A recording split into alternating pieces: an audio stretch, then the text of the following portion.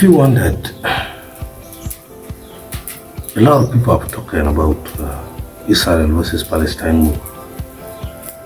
But in this video, I'm going to take you through the top punchlines by the world presidents who have gone ahead to comment on the Palestine versus Israel war.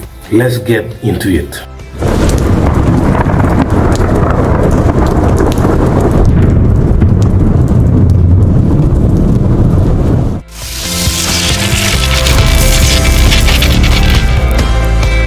Now Benjamin, the Prime Minister of Israel, announced the war, announced the attack, declared war against the Hamas who attacked them unprovoked.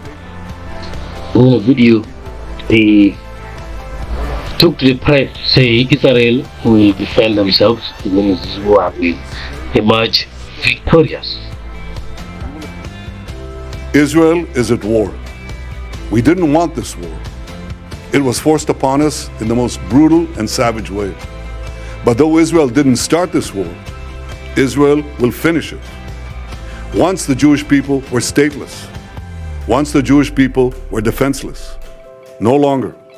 Hamas will understand that by attacking us, they've made a mistake of historic proportions. We will exact a price that will be remembered by them and Israel's other enemies for decades to come. The savage attacks that Hamas perpetrated against innocent Israelis are mind-boggling, slaughtering families in their homes, massacring hundreds of young people at an outdoor festival, kidnapping scores of women, children, and elderly, even Holocaust survivors. Hamas terrorists bound, burned, and executed children. They are savages. Hamas is ISIS. And just as the forces of civilizations united to defeat ISIS, the forces of civilization must support Israel in defeating Hamas. I want to thank President Biden for his unequivocal support. I want to thank leaders across the world who are standing with Israel today. I want to thank the people and Congress of the United States of America. In fighting Hamas, Israel is not only fighting for its own people, it is fighting for every country that stands against barbarism. Israel will win this war. And when Israel wins, the entire civilized world wins.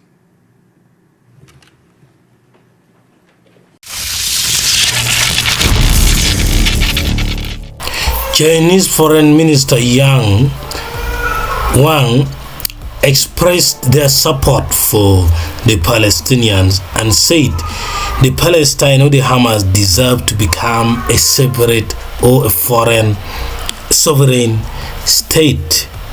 以色列有建国的权利，巴勒斯坦同样有建国的权利。以色列人得到了生存的保障。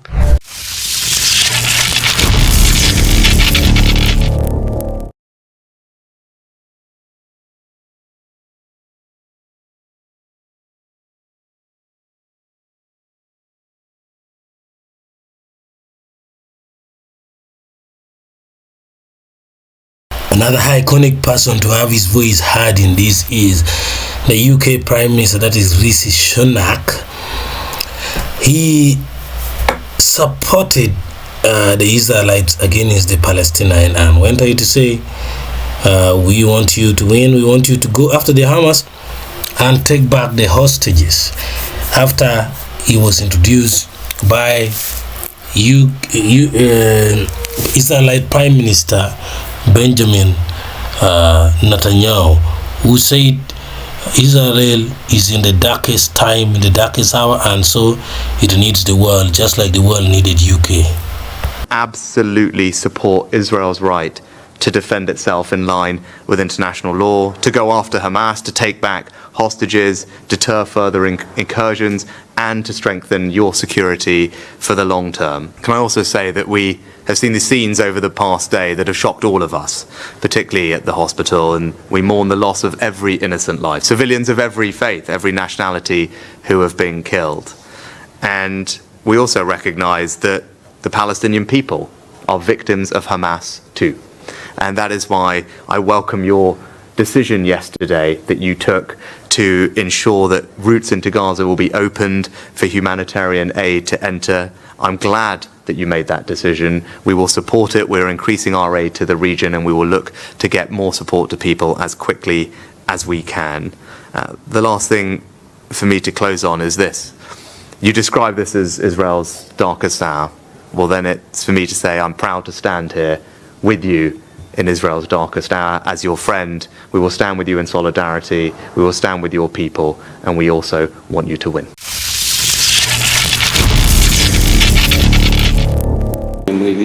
Unfortunately, we can see a sharp deterioration of the situation in the Middle East. I think that many will agree. Well, another one is the big fish Vladimir Putin from Russia, is too controversial, full of hating the West. He criticized the USA policy in the region of the war, that is the Middle East, and he said the USA poor policy is the one that has led to the war. That is his direct criticism to the United States. Unfortunately, we can see a sharp deterioration of the situation in the Middle East. I think that many will agree with me that this is a clear example of the failure of the policy of the United States in the Middle East, which tried to monopolize the resolution of the conflict, but unfortunately wasn't concerned with finding compromises acceptable to both sides. On the contrary, it promoted its own ideas about how this should be done, put pressure on both sides, first on one side, then on the other, every time without taking into account the fundamental interests of the Palestinian people, bearing in mind, first of all, the need to implement the UN Security Council decision on creation of an independent, sovereign Palestinian state.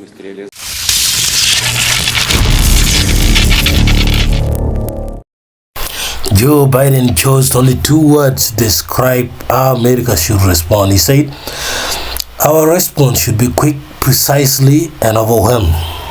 Life, and I mean this literally, when the pure, unadulterated evil is unleashed on this world. The people of Israel lived through one such moment this weekend. The bloody hands of the terrorist organization Hamas, a group whose stated purpose for being is to kill Jews. This was an act of sheer evil.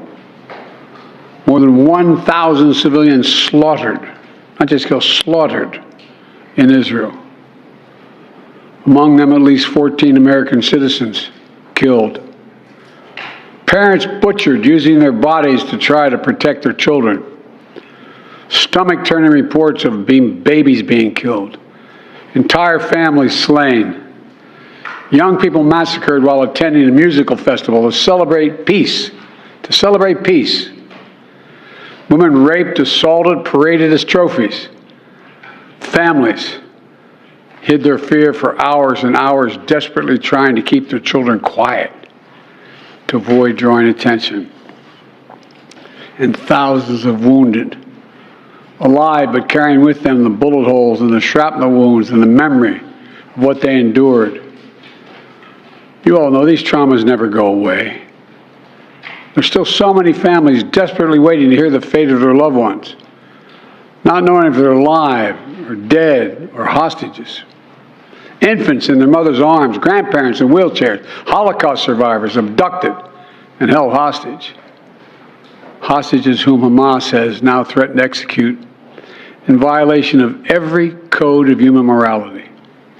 It's abhorrent. The brutality of Hamas, these bloodthirstiness brings to mind the worst rampages of ISIS. This is terrorism. But sadly, for the Jewish people, it's not new. This attack has brought to the surface painful memories and the scars left by a millennia of anti-Semitism and genocide of the Jewish people. So in this moment, we must be crystal clear. We stand with Israel. We stand with Israel. And we will make sure Israel has what it needs to take care of its citizens, defend itself and respond to this attack. There's no justification for terrorism. There's no excuse. Hamas does not stand for the Palestinian people's right to dignity and self-determination. Its stated purpose is the annihilation of the State of Israel and the murder of Jewish people. They use Palestinian civilians as human shields. Hamas offers nothing but terror and bloodshed with no regard to who pays the price. The loss of innocent life is heartbreaking. Like every nation in the world, Israel has the right to respond, indeed has a duty to respond to these vicious attacks. I just got off the phone with a third call with Prime Minister Netanyahu, and I told him the United States experience what Israel is experiencing, our response will be swift, decisive, and overwhelming. We also discussed how democracies like Israel and the United States are stronger and more secure when we act according to the rule of law. Terrorists purposely target civilians, kill them. We uphold the laws of war, the law of war. It matters, there's a difference. Today, Americans across the country are praying for all those families that have been ripped apart. A lot of us know how it feels. It leaves a black hole in your chest when you lose family. Feeling like you're being sucked in. The anger, the pain, the sense of hopelessness. This is what they mean by a human tragedy, an atrocity on an appalling scale. We're going to continue to stand united, supporting the people of Israel who are suffering unspeakable losses and opposing the hatred and violence of terrorism. My team has been in near constant communication with our Israeli partners and partners all across the region and the world from the moment this crisis began. We're surging additional military assistance, including ammunition and interceptors, to replenish Iron Dome. We're going to make sure that Israel does not run out of these critical assets to defend its cities and its citizens. My administration has consulted closely with Congress throughout this crisis. And when Congress returns, we're going to ask them to take urgent action to fund the national security requirements of our critical partners. This is not about party or politics. This is about the security of our world, the security of the United States of America. We now know that American citizens are among those being held by Hamas. I've directed my team to share intelligence and deploy additional experts from across the United States government to consult with and advise Israeli counterparts on hostage recovery efforts. Because as president, I have no higher priority than the safety of Americans being held hostage around the world. The United States has also enhanced our military force posture in the region to strengthen our deterrence. The Department of Defense has moved the USS Gerald R. Ford Carrier Strike Group to the Eastern Mediterranean and bolstered our fighter aircraft presence. And we stand ready to move in additional assets as needed. Let me say again, to any country, any organization, anyone thinking of taking advantage of this situation, I have one word: don't. Don't. Our hearts may be broken, but our resolve is clear. Yesterday, I also spoke with the leaders of France, Germany, Italy, and UK to discuss the latest developments with our European allies and coordinate our united response. This comes on top of days of steady engagement with partners across the region. We're also taking steps at home. In cities across the United States of America, police departments have stepped up security around centers of Jewish life.